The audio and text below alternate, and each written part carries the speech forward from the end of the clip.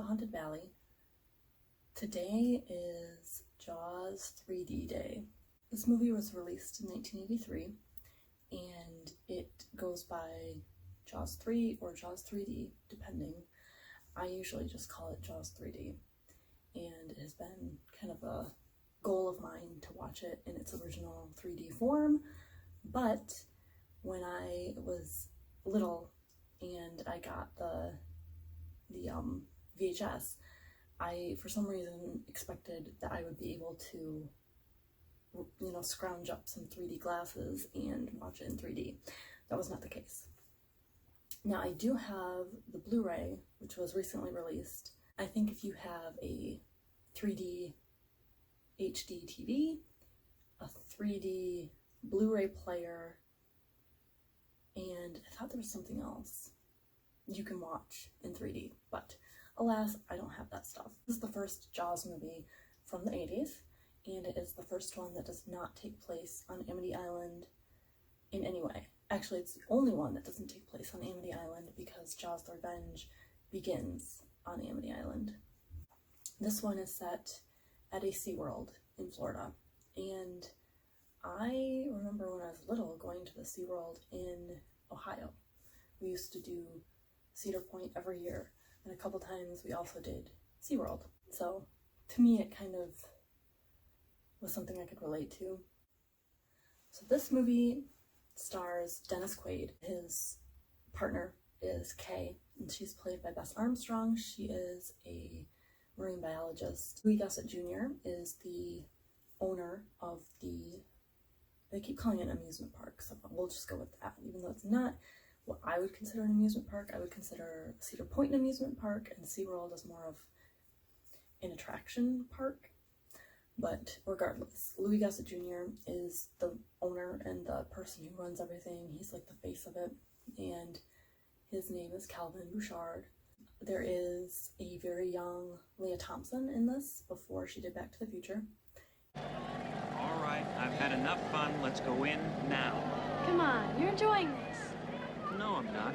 She has quite a sizable role. She encounters a shark and survives in this one.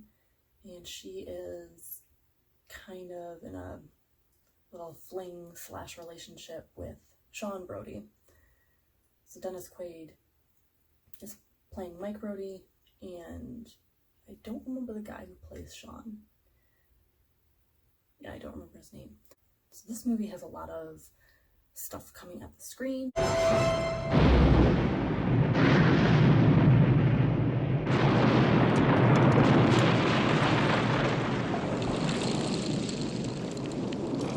To make full use of the gimmicky 3D trend that was going around.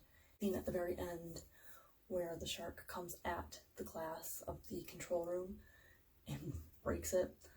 That would have been much better in 3D, I can only imagine.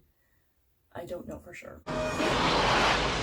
A baby shark gets into the lagoon of this amusement park, and this lagoon has people water skiing, it has people playing on bumper boats. Dennis Quaid plays Mike Brody. Had a huge crush on him. I have watched a lot of Dennis Quaid movies. So he plays Mike Brody, and he is working down Florida, trying to distance himself from Amity Island, and he is with Kay.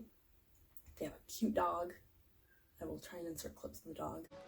Some guys can sleep in the morning. Some of us have to be at work early. Good morning. Some of us don't have to babysit a park full of slugs and fishes either.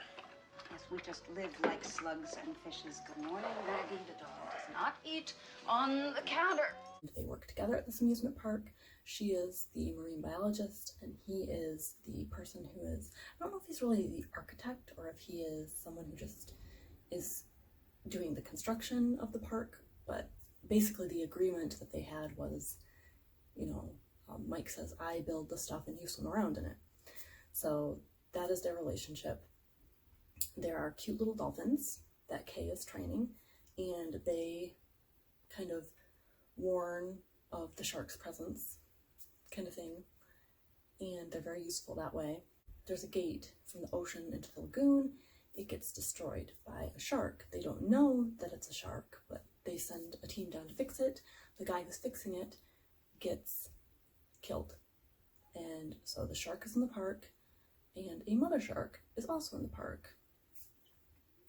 And they eventually find the body, but not until much, much later. And they determine, you know, there's a bigger shark out there. Our shark couldn't have killed Overman. Its mother did. You talking about the damn shark's mother? This guy who's fixing the gate goes missing. They figure he just kind of skipped out. You know, they're not super concerned about it. Mike and Kay are down in this little submarine type thing, and they encounter the shark. It chases them. They freak out. The dolphins end up saving them. They grab onto the dolphins, and the dolphins tow them to safety. So they realize they have a shark problem. And they convince Calvin, who wants to just kill it and film it and get publicity from that, they convince him that they should capture it alive and keep it, because there's never been a great white in captivity before, and it's going to be a huge moneymaker for him. He agrees. They go to capture the shark, and it's tense and it's dark, and Fitzroyce, the cocky journalist guy, he ends up saving Kay from a bite. She gets kind of caught in the shark's mouth. He grabs her tank and kind of tosses her around, and he helps and saves her. So they save the shark. She's working with the shark, trying to acclimate it to its little water pen, and they jump the gun. Calvin wants to put the shark on display right away, and the shark dies.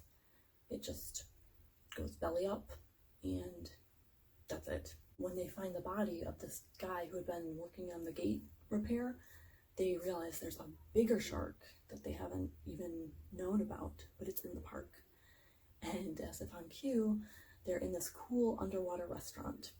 Calvin is talking with a whole bunch of clients, and the mama shark comes in, and you just see how massive she is, and it causes quite the panic. So the whole concept is, you know, kind of corny. They have to kill the mother shark. They have to lure her. The guy brings a grenade in. Fitzroyce decides he's going to kill her with explosives, which is dangerous for the structure of these underwater tunnels, because throughout this park there are these underwater tunnels which are see-through, and you can just walk through and watch all the marine life around you, which always appealed to me. I always wanted to do something like that. But the mother shark causes some problems when she compromises the structural integrity of these tunnels, and they start leaking. Once they start leaking, people have to go into these the rooms that you pass through between the tunnels, the connecting little hubs. People have to get into there, and they get sealed off to protect you.